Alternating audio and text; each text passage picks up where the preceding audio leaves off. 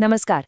आज बात करते हैं एक ऐसी कमाल की टेक्नोलॉजी की जो हमारे स्मार्ट डिवाइसेस के काम करने का तरीका नहीं, पूरा नजरिया ही बदल सकती है। नाम है इसका फेडरेटेड लर्निंग। जरा सोचिए, क्या ऐसा हो सकता है कि हमारा फोन, हमारी स्मार्ट वॉच और घर के सभी गैजेट्स एक टीम की तरह काम करें, एक दूसरे से सीखें, और ये सब कुछ हो हमारी पर्सनल जानकारी को पूरी तरह से महफूज रखते हुए? क्या ये मुमकिन है? तो देखिए, ये सब शुरू होता है एक बहुत ही बुनियादी लेकिन बड़ी दुविधा से। हमारे जितने भी वायरलेस डिवाइस हैं, वो हर पल, हर सेकंड बेहिसाब डेटा बना रहे हैं। अब दिक्कत ये है कि इस सारे के सारे डेटा को किसी एक सेंट्रल सर्वर या क्लाउड पर भेजना आसान नहीं है। क्यों? पहली बात, प्राइवेसी का खतरा। फिर नेटवर्क पर इतना ज्यादा बोझ पड़ जाता है। डेटा भेजने और वापस जवाब आने में जो देर होती है, जिसे हम लेटेंसी कहते हैं, वो एक बड़ी मुसीबत है।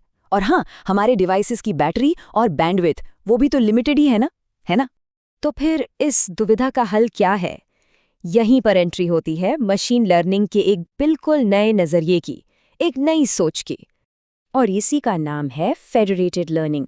मतलब एक ऐसा तरीका जहां सारे डिवाइस एक टीम की तरह मिलकर सीखते तो हैं, लेकिन, और ये सबसे जरूरी बात है, असली रॉ डेटा कभी भी किसी भी हालत में डिवाइस से बाहर नहीं जाता। इसे समझने के लिए ना एक बहुत अच्छी मिसाल है। मान लीजिए कई सारे डॉक्टर्स की एक टीम है। अब वो अपने मरीजों की प्राइवेट फाइलें एक दूसरे को नहीं भेजते। ऐसा करना तो गलत होगा। इसके बजाय वो इलाज से सीखी हुई जरूरी बातें, जो जनरल इंसाइट्स होती हैं, बस वो शेयर करते हैं, ताकि सब मिलकर मेडिसिन को और बेहतर बना सकें। फेडरेटेड लर्निंग का सिद्धांत भी आप समझिए बिल्कुल यही है। अब जरा पुराने और नए तरीके के फर्क को समझते हैं। देखिए, जो पुराना तरीका था यानी सेंट्रलाइज्ड ट्रेनिंग, उसमें क्या होता था, सारा का सारा रॉ डेटा हर डिवाइस से उठकर एक सेंट्रल सर्वर पर चला जाता था। जाहिर है, प्राइवेसी का बहुत बड़ा रिस्क। लेकिन फेडरेटेड लर्निंग में क्या होता है, रॉ डेटा अपनी जगह डिवाइस पर ही रहता है, पूरी तरह से महफूज। सर्वर तक सिर्फ लर्निंग के छोटे छोटे अपडेट्स भेजे जाते हैं, बस। तो ये तो हुई थ्योरी। अब असली बात पर आते हैं कि ये टेक्नोलॉजी असल जिंदगी में काम कैसे कर रही है। इसका इस्तेमाल दुनिया की बड़ी बड़ी वायरलेस प्रॉब्लम्स को सुलझाने के लिए कैसे हो रहा है, चलिए देखते हैं। इसका पहला और बहुत ही दिलचस्प इस्तेमाल है AR और VR जैसी एप्लीकेशंस में, मतलब ऑगमेंटेड और वर्चुअल रियलिटी। ये तकनीक पहले से ही ये अंदाजा लगा सकती है कि आगे किस कंटेंट की जरूरत पड़ने वाली है, ताकि वो पहले से तैयार रहे और एक्सपीरियंस बिल्कुल स्मूथ हो। लेकिन यहाँ एक पेंच है। ये अंदाजा लगाने के लिए सिस्टम को क्या चाहिए? उसे हमारी पर्सनल जानकारी चाहिए, जैसे हम क्या देखते हैं, क्या सर्च करते हैं। तो सवाल ये उठता है कि बिना प्राइवेसी को दांव पर लगाए ये कैसे किया जा सकता है? और यहीं फेडरेटेड लर्निंग अपना कमाल दिखाता है। और इसके जो नतीजे आए ना, वो वाकई कमाल के थे। मूवी लेंस नाम के एक पॉपुलर डेटा सेट पर रिसर्च हुई और पता चला कि फेडरेटेड लर्निंग से मिली एक्यूरेसी लगभग उतनी ही थी जितनी सेंट्रलाइज्ड ट्रेनिंग से मिलती है। मतलब साफ है, ये तकनीक प्राइवेसी की पूरी सुरक्षा के साथ बेहतरीन काम करती है। अब दूसरा इस्तेमाल देखते हैं। ये जुड़ा है स्पेक्ट्रम मैनेजमेंट से। आसान भाषा में कहें तो ये वायरलेस रेडियो को हवा में मौजूद सिग्नल्स का बेहतर इस्तेमाल करने में मदद करता है, ताकि सारे सिग्नल्स एक दूसरे से टकराए नहीं और नेटवर्क बढ़िया चले। यहाँ भी वही प्राइवेसी वाली चुनौती है। हर रेडियो के पास अपने आसपास के सिग्नल माहौल की बहुत संवेदनशील जानकारी होती है। अगर ये जानकारी सीधे सीधे शेयर कर दी जाए तो नेटवर्क की कई गोपनीय बातें बाहर आ सकती हैं। तो फेडरेटेड लर्निंग इसका हल कैसे निकालता है? देखिए, प्रोसेस सिंपल है। पहला, हर रेडियो अपने लोकल माहौल को समझता है, उसका एक मॉडल बनाता है।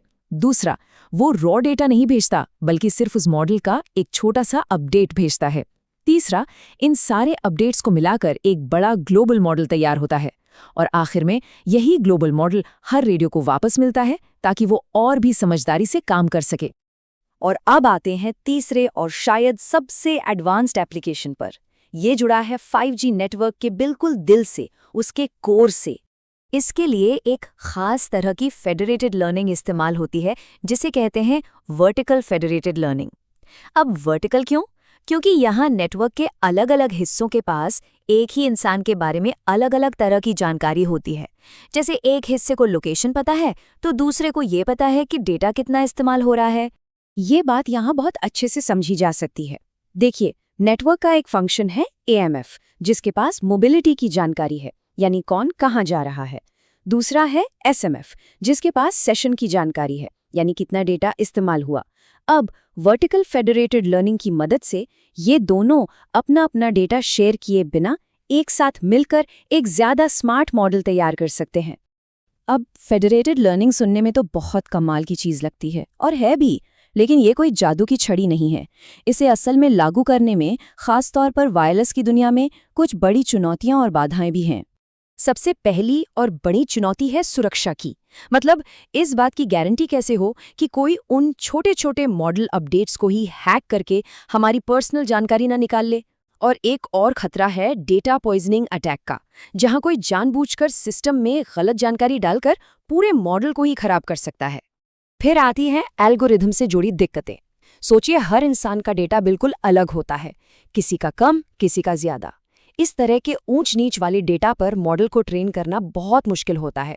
ऊपर से इन मॉडल्स को इतना हल्का और छोटा बनाना पड़ता है कि वो कम बैटरी वाले डिवाइस पर भी आराम से चल सके। और आखिर में वायरलेस की दुनिया की अपनी असली ज़मीनी हकीकतें हैं।